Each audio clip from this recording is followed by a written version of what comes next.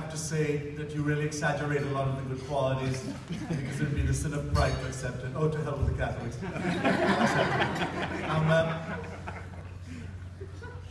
I wish I could say that this trophy belonged to me,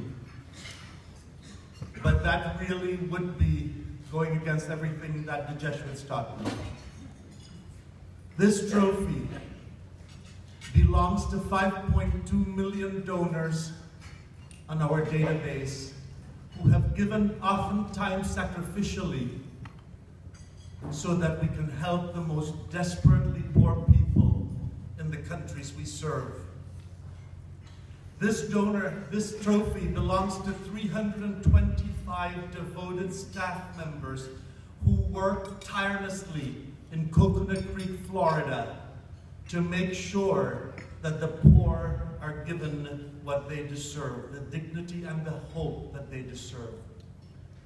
This trophy belongs to the 85 members of our Speakers Bureau, ranging in age from the 40s to the 90s, who every week can take planes to travel to churches all over the United States, regardless of weather or time, and they go to the churches and speak on our behalf and on behalf of the poor.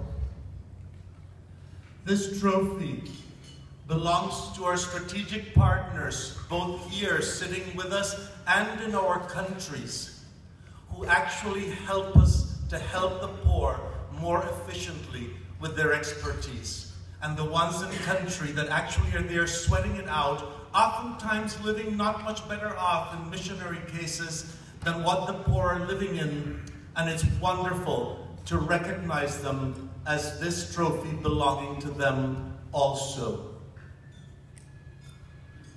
This trophy also belongs to the DMA because we have gotten a lot of ideas, including this morning. I have a yellow pad that was given to me by Steve Harrison because I forgot to bring one.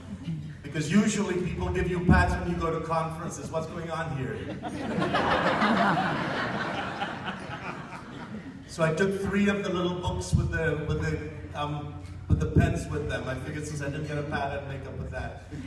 But seriously, when I come to these conferences, I always take my ideas, but it belongs to you all sitting here because it's wonderful to be able to come to a place where you feel energized and your passion is renewed because you are amongst people who have devoted their lives to doing good, to doing for others, who have come out of the egocentric society that we have been developing from the 60s onward and giving of ourselves to help not only the poor, but to help those who are ill, to help the environment so that we can better survive and have our children and grandchildren better survive, to stand up and be a voice for animals who do not have a voice for themselves, and to help in every way those who are attempting or thinking of committing suicide, and a myriad other reasons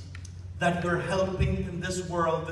For me, when I come here, I feel inspired, I feel energized, my batteries feel recharged, and this time, I am not angry.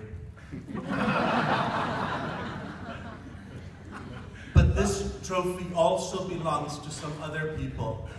To the little 7-year-old boy who, looking at his 4-year-old brother eating a bowl of rice, said to us, "Today, it's not my turn to eat." That trophy belongs to him. And to the widow with 9 children living in a mud hut, whose oldest daughter already had 2 children of her own, that's 11, 12 people living in that hut, who said to me, "My burden is too heavy for me." Because our donors have helped to take away her burden. This trophy belongs to her also. And it belongs to the thousands of little girls who get up at 4 in the morning to go fetch water for 6 hours, 3 hours to get there, 3 hours to come back, barefooted through rocky, slippery places that have often left them with damages. Leaving at 4 in the morning, taking the chance of being raped or molested, to walk down to a source that's already possibly contaminated to bring back water for their household.